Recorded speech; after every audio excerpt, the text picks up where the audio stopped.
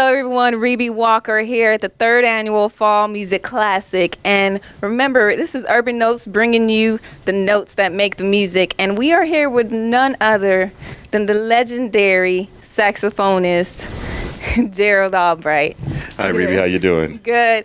I'm speechless to have this moment with you. I mean, I'm very excited because you're known as one of the greatest saxophone players of all time. Not only saxophone players, but you're a multi-instrumentalist. So how does it feel to be known as one of the greatest? Well, I'm very humble to it. It's quite some shoes to fill. That's quite a nickname to have. But very humble, very appreciative that people think of the music that way. I've been at it for a long time. 34 years as a professional musician, and it's just my passion. I was telling somebody earlier today that I feel like I'm just getting started, Wow. So I'm still loving the music. That's awesome. So speaking of, yes, you've been in this industry for a long time. So what do you do now to keep improving as a musician? Well, it's still the fundamentals. You still got to practice your instrument. You still have to just try to strive to be better. Trying to keep my game up with playing with some of the greatest musicians out there. And I've had the pleasure of doing that. I have a lot of great friends in the business who I just admire. I'm big fans of. So it allows you to keep your game up to allow yourself to play with them. Okay. Well, speaking of working with great artists, we know you've worked with some of, the industry's greatest. You've worked with Anita Baker, The Temptations, Quincy Jones, Whitney Houston. So out of all of those artists, who's left? Who do you still would want to work with now?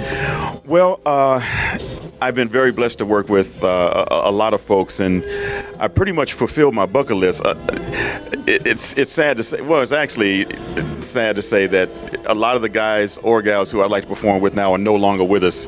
Like, I would have loved to have shared the stage with Canterbury Adderley, folks like that, John Coltrane, James Brown. I did meet James Brown on a couple occasions, but James has influenced my music immensely, and to have spent just 20 minutes on stage with him would have been a wonderful part of my bucket list. Yeah. That's awesome. Yeah. So what did the late George Duke, do for your musical career? How did he influence your music?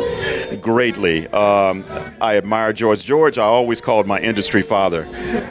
For a long time, people said that we looked alike, and our families were very close. I miss him and his wife, Corrine.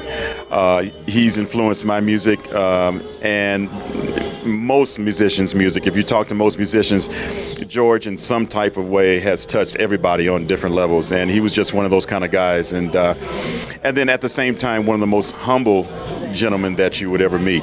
So I truly miss him, but I know he's in heaven playing that ultimate piano up there.